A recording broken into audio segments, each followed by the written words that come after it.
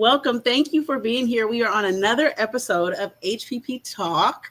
I am Shay, your host and the author of His Purple Peculiar Treasure. And we have my guy, my right-hand man, Justin McNeal from, now is Minneapolis or St. Paul, Justin, Minnesota? It is St. Paul. St. Peasy. Okay. Yes. At Begin Anew. I'm so excited for you. So I got to put this out here that Justin used to be my right hand for like almost 5 years at MRC, Minnesota Recovery Connection.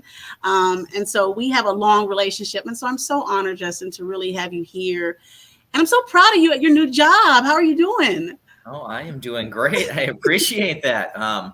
Yeah, things are going really well. It's crazy to think how fast things have accelerated in my life in the last few years. Yeah, but it's all been positive. Well, everybody has, small downs and ups and highs and lows, right? Right. We all got those. But for the most part, you have excelled at your job. And so let's dive in and let's start out by talking about you. Like, tell us whatever you would like. Tell the people a little bit about Justin McNeal. All right. Well, hello, Justin McNeal here. I am a person in long-term recovery. I'm also a person who has overcome having a criminal background.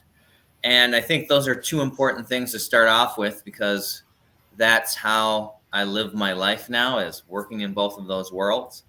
And so at a very young age, I started messing my life up, just partying and ripping and running. And that led into getting in more and more trouble. 15 years of addiction. And at 30 years old, I got into recovery.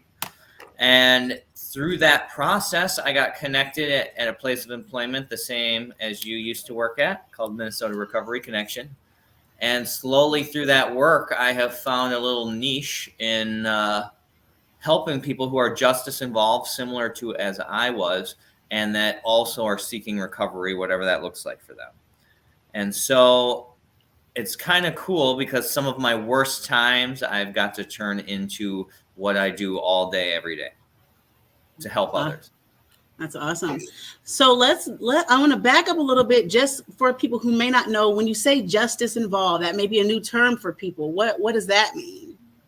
Yeah. So that's people who get wrapped up in our nation's criminal justice systems, whether that's just getting a parking ticket, or maybe getting a DUI, drinking under the influence, or maybe on the other end, you get in a lot of trouble and you go to jail and you go to prison and then you're returning in the community or on some type of supervision. And I would say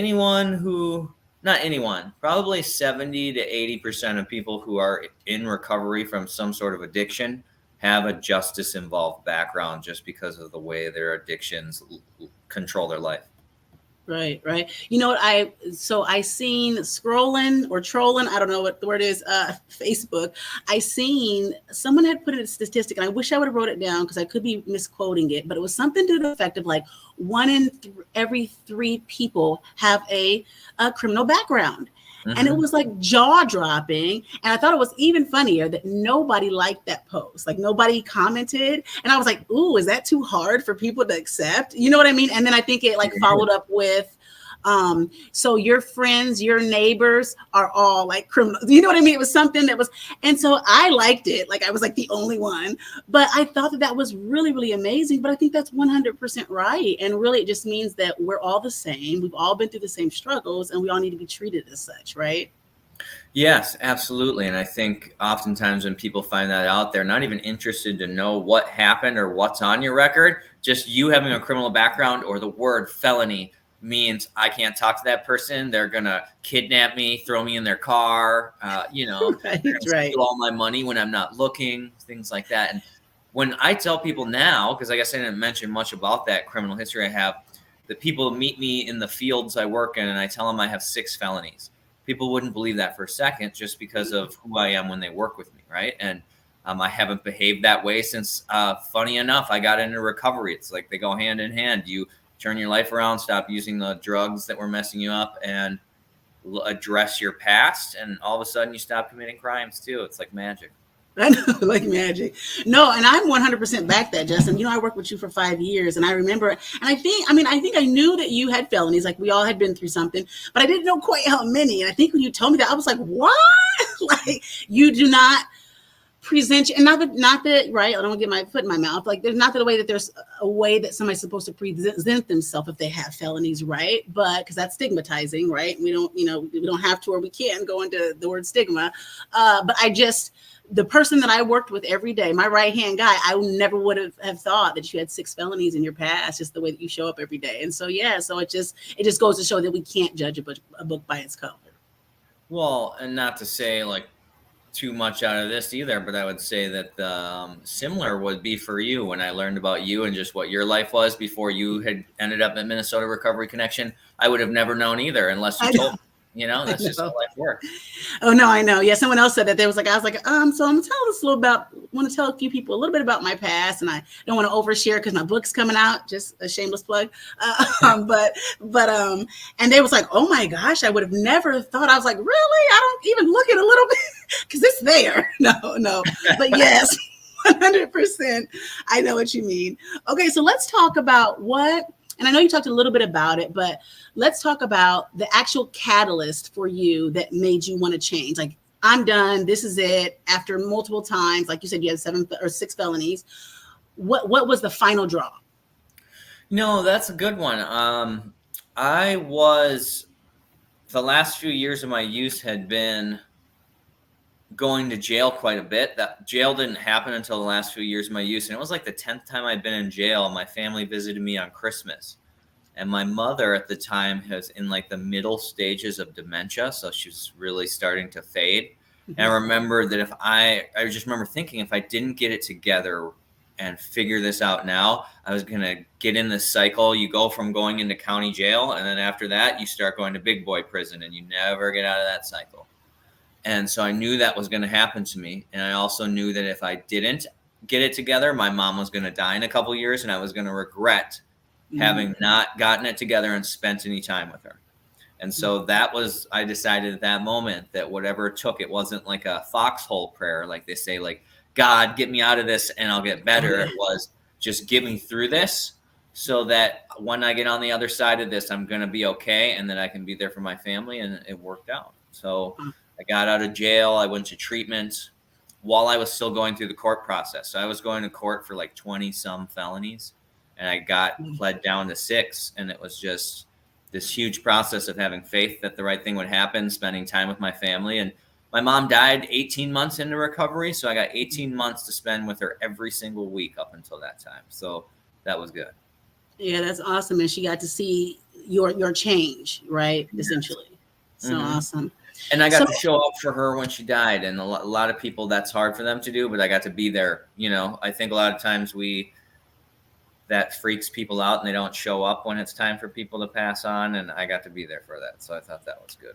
No, that's 100% awesome. I know I can speak to that too, where now I look back and I'm like, oh my gosh, I was so selfish. And some of the people who could be watching this know I'm talking about them or their family. There's a lot of funerals that I did not go to in my addiction because whether it was because I knew I'd be high going there, whether it was because I just didn't want to deal with it or it was scary or whatever the selfish reason was, I didn't show up. And now that I'm in my recovery, I'm like, oh my God, because you can't never go back there again, right? And so I'm like, right. So anyhow, okay, so let's talk a little bit about work. So I know me and you were nationally certified as peer recovery specialists together. Are you still credentialed as a peer recovery specialist? Yes. Awesome. So let's start out. So go ahead and talk about what that is. So a peer support has been used throughout the ages for anyone going through a similar situation as someone else, helping them navigate that situation. So when we talk about peer recovery specialists, that would be someone in recovery working with someone else in recovery, kind of showing them how they did it. That in some people's minds sounds a lot like a 12-step sponsor, and it's much different from that. We're not telling people what to do. We're asking them the right questions and guiding them on their path, whatever that looks like. And so guides are important. Someone can always use a guide that you run things by, and we're resource masters. So when someone is new in recovery and has no idea how to get housing, how to get a job, how to reconnect with family, go back to school, we help show them the way by empowering them to sign up for it all and just pointing in the right direction. Awesome. And so I know that I'm certified on the national level, and I know you are too, and then also on the state level. So now, what of course we should obviously know that things are going to differentiate, state to state. So I'm out here in Washington now, and so their letters for credential here are CPC. So I'm a certified peer counselor here, and for me it's so confusing because I come from Minnesota. It's certified peer recovery specialist. My national is it's a lot. So I think that's something I wish that maybe we could work on as a nation, or I don't know, right? Like to make it not so confusing, and like, what is your job and what are your letters for? But I want you to talk a little bit about, I know that there's the credential for the forensic peer specialist. And so can you talk a little bit more about that? Yeah, real quick. When I was training a group in New York, and Oh, their peers are at PRA or something like that. And when they read the acronym, it sounds like they're saying Sherpa.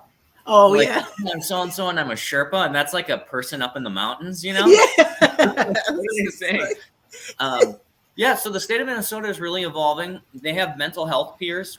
That's a 2-week training people go through. They have certified peer recovery specialists.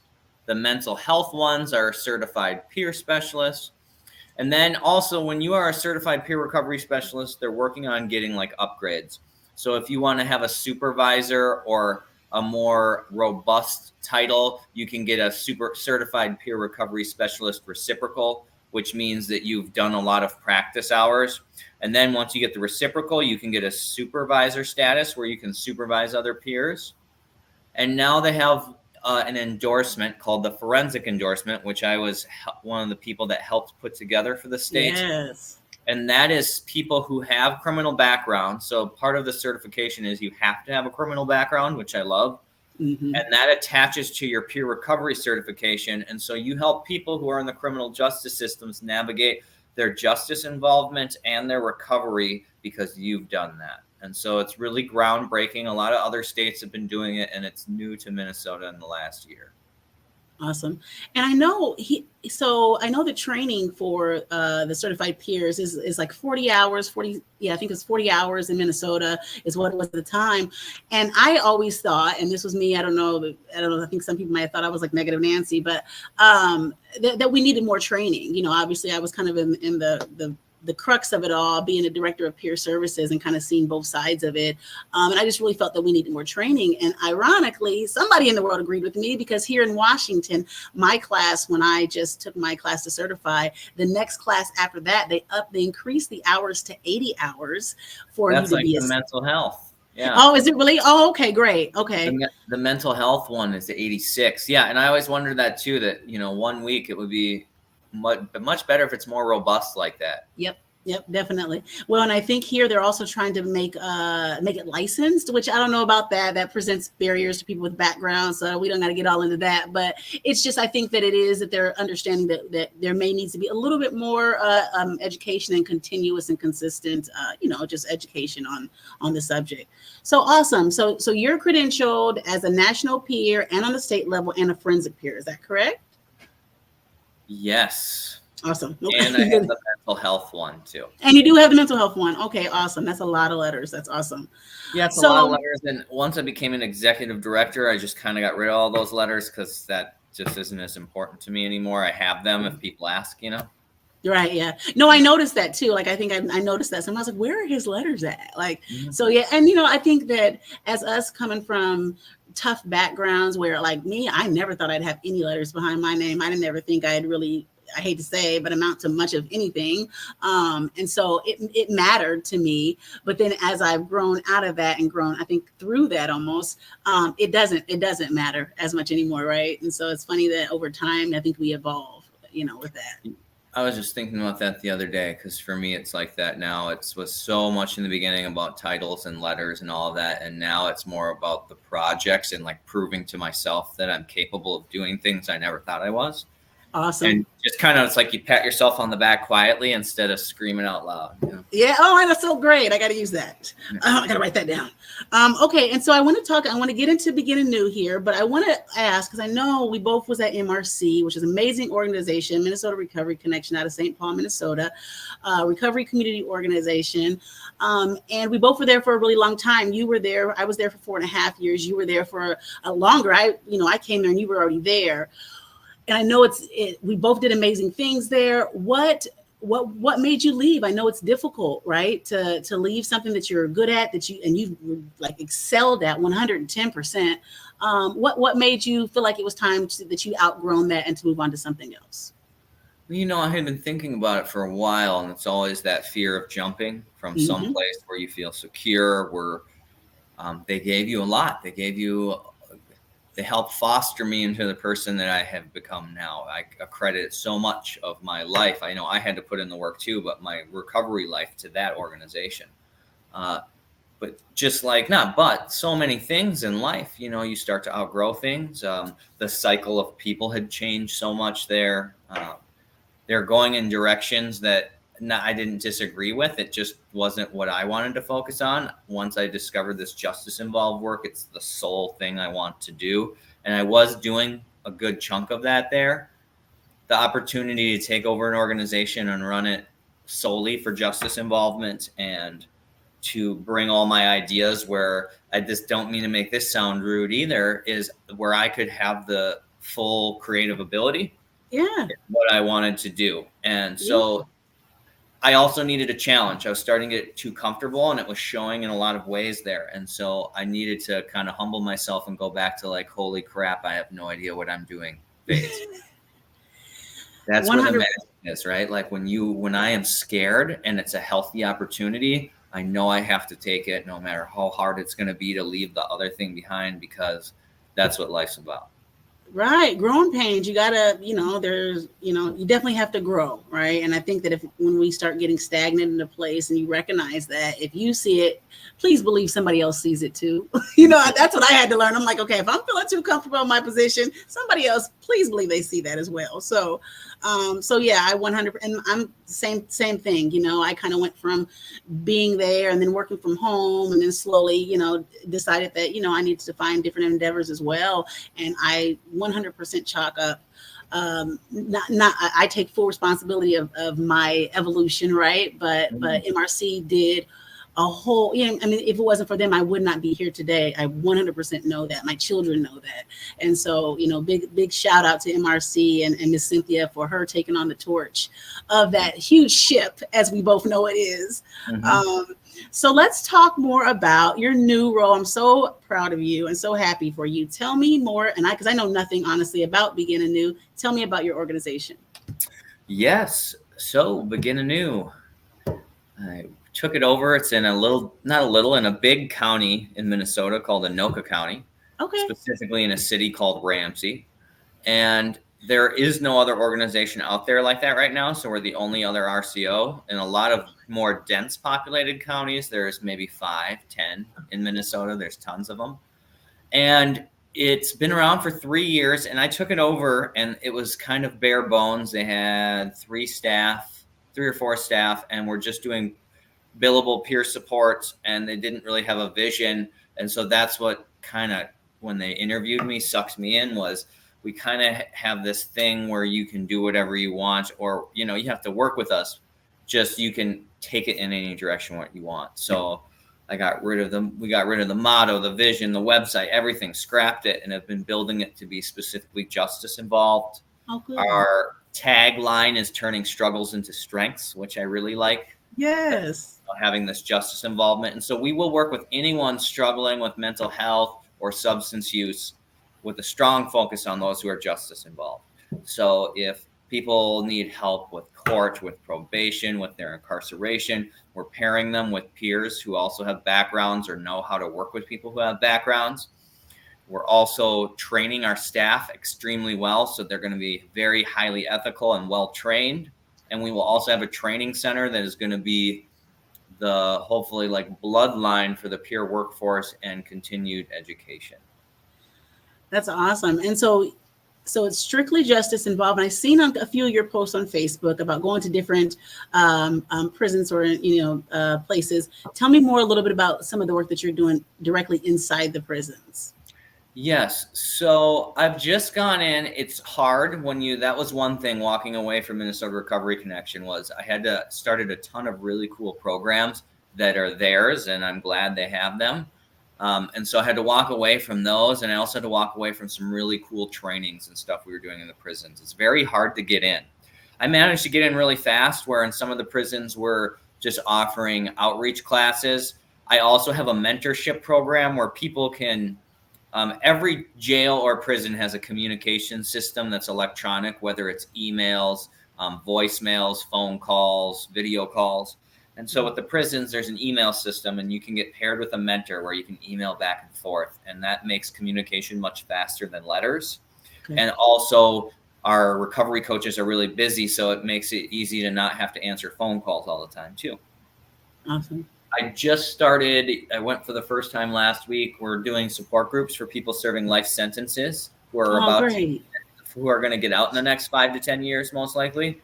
And it's just preparing them for their parole hearing, what they're going to bring to talk about what they've done different, and then what their plan is for release, and then also getting them used to what are cell phones like, computers, applying, interviewing, taking the bus, things that are going to make you panic when you get out. Think about everything that's happened in 27 years or more. Right. And the goal will be doing more trainings in prisons, and then also hiring people we train out of prison to do peer work. So wait a minute, you said they were serving life sentences, but you said they're getting out. So what initially they were supposed to serve a life sentence, but they're getting out, or I guess? So in most states, if it's not federal prison, life means life, that you never get out. But in almost every other state, if you get a life sentence, their laws are different. It's a span of it could be 15 years in prison up to 50. It just depends what they sentence you to. And if you have good behavior or up until life, like if you're just wild in there, they're not going to let you out. But most prisons have a time frame where when you get to X amount of years, you can go and see the parole board, and they'll release you into the community under supervision. Because you've demonstrated, you've spent a life sentence is anywhere in a lot of prisons from, that time frame. And so in Minnesota, it used to be 17 years. And in the 90s, they moved it to 27. So after 27, you can see the parole board, and they'll decide, and you have to present. And that's anybody, no matter whatever the case is, the crime is. After 27 years, if you serve it, you get an option to see the parole board. You get an option, but if you have a really terrible crime, you'll go back 3, 4, 5 times, or they probably won't let you out. Okay. And then there's a few I've run across that got without parole. So when you hear life without parole, that means you're in there. There's no amount of things you can do to get out. There's a handful of people in Minnesota that have that. Okay. Where it's like double, triple murders type things. Right.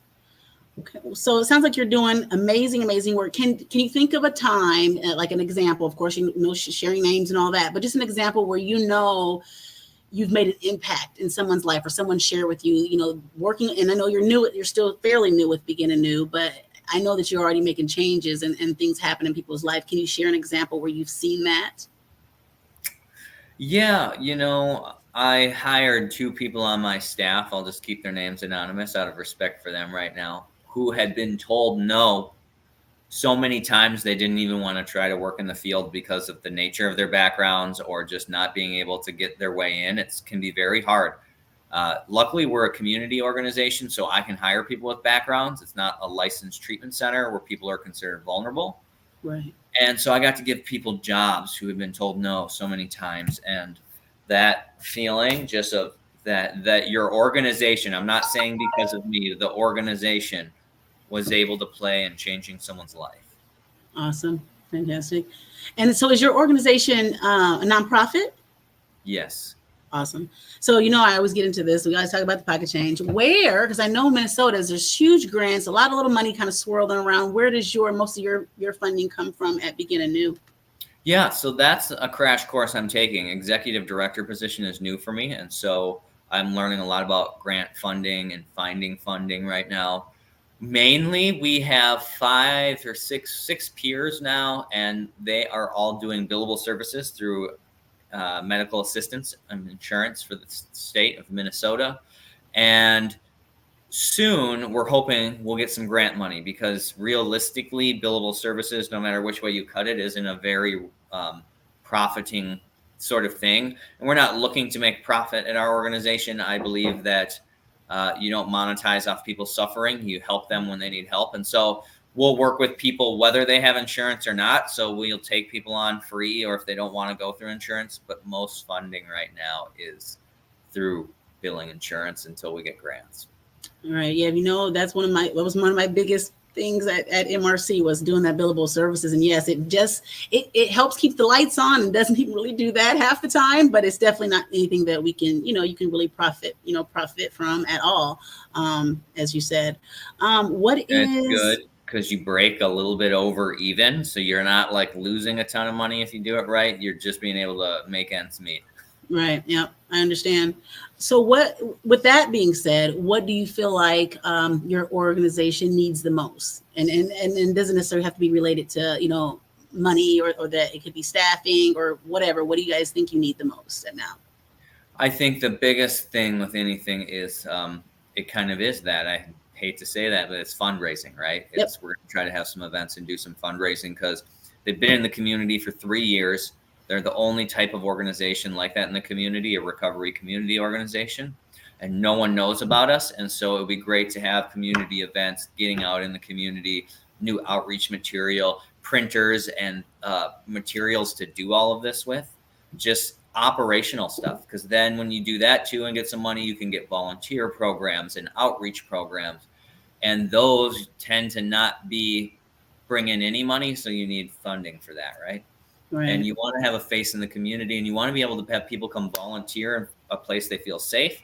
And if you're justice involved organization, a place where they can work off community service hours too. Awesome. Yeah.